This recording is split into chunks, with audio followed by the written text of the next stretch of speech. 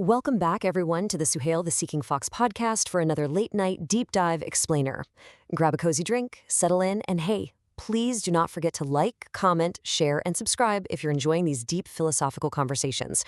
Tonight, we've got a genuinely beautiful topic that I really think is going to completely reframe how you look at what you own, what you hold on to, and ultimately, how you grow.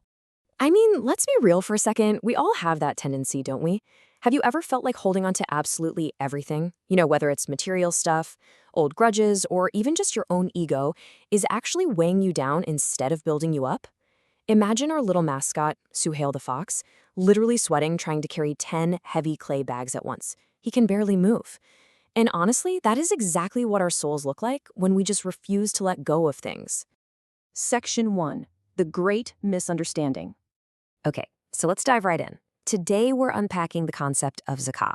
It is literally one of the most foundational concepts in the Qur'an, but honestly, it is so often tragically reduced to just a dry mathematical financial tax.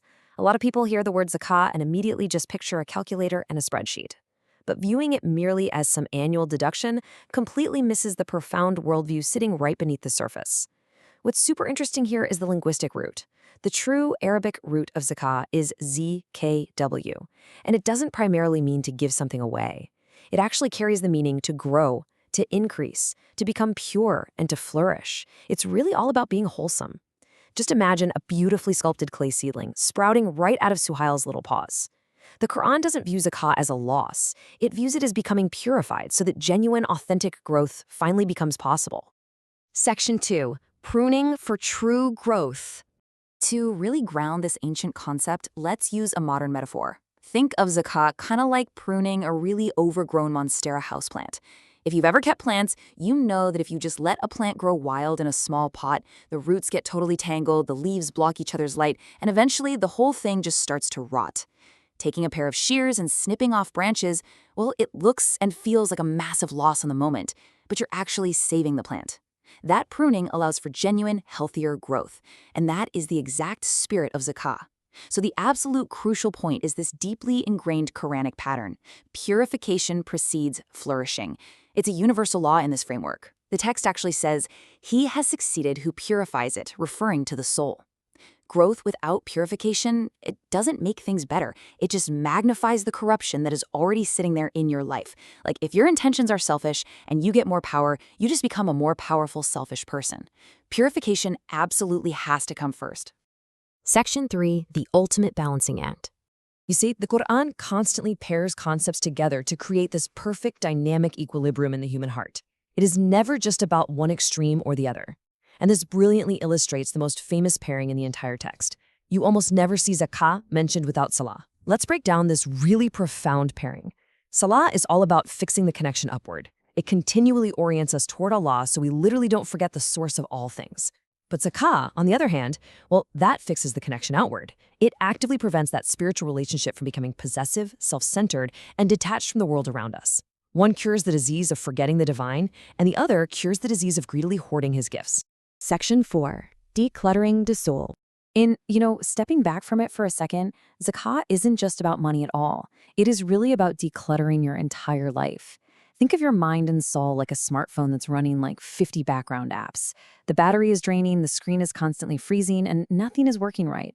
Zakah is essentially the process of clearing the cache on that lagging smartphone, so the operating system can actually breathe again. Think about all the things we might need to prune.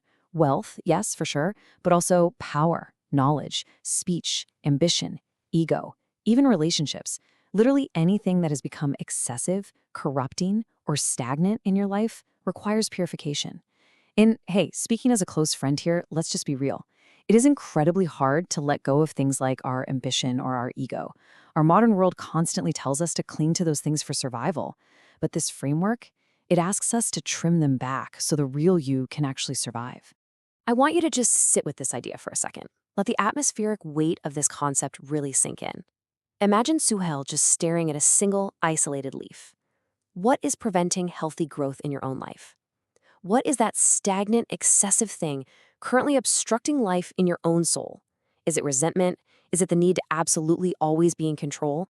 Section 5. The Math of Blessing. When you identify what needs to be pruned, it completely challenges our ordinary, everyday economic thinking. I mean, in the modern world, the math is pretty simple, right? Keep more, have more. Give away, have less. But Zakāh introduces an entirely different kind of calculus. Notice the massive shift in mindset here.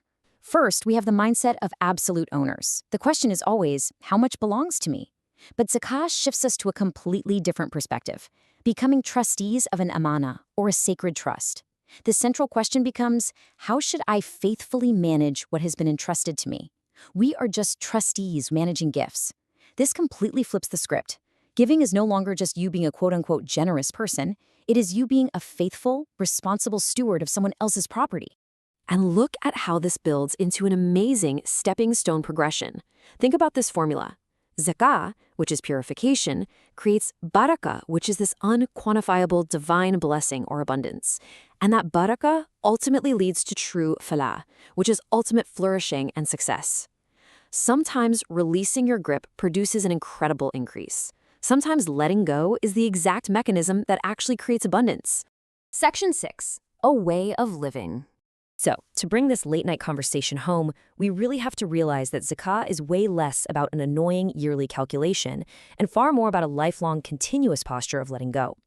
It is a lens through which you view your entire existence. You stop asking, how much do I have to give, and start asking, what in my life needs purification right now, so I can truly grow? This is the central insight of this entire explainer. Zakāh is the principle of purification that removes what corrupts so that life, the soul, wealth, and society can grow according to their natural divine design. Remember, the Qur'anic vision is always qualitative before it is quantitative. A purified heart grows very, very differently than a massively inflated ego. A purified society functions completely differently than one just blindly driven by endless greed. And if you've been following along with our previous explainers, you get this incredibly elegant, overarching conceptual journey we've been on. Reality is illuminated by nur, perceived by basira, contemplated through tafakkur, remembered via tavakkur, embodied in amal, reoriented constantly through salah, and finally, the self and what it possesses are continually purified through zakāh. It is just an absolute marvel how elegantly reality is illuminated all the way down to how the self is meticulously pruned and purified. Which leaves us with this final provocative thought. Once your life has been purified, once you've actually done the really hard work of pruning, what kind of fruit should your life actually bear? How do you endure the growing season? Well, that perfectly sets up our next deep dive into the concept of sabr, or endurance. Thank you so much for hanging out with me tonight. Gently reminding you all one last time to please like, comment, share, and subscribe to the Suhayl the Seeking Fox podcast for more of these late-night deep dives. Until next time, keep seeking and, hey, don't be afraid to do a little pruning.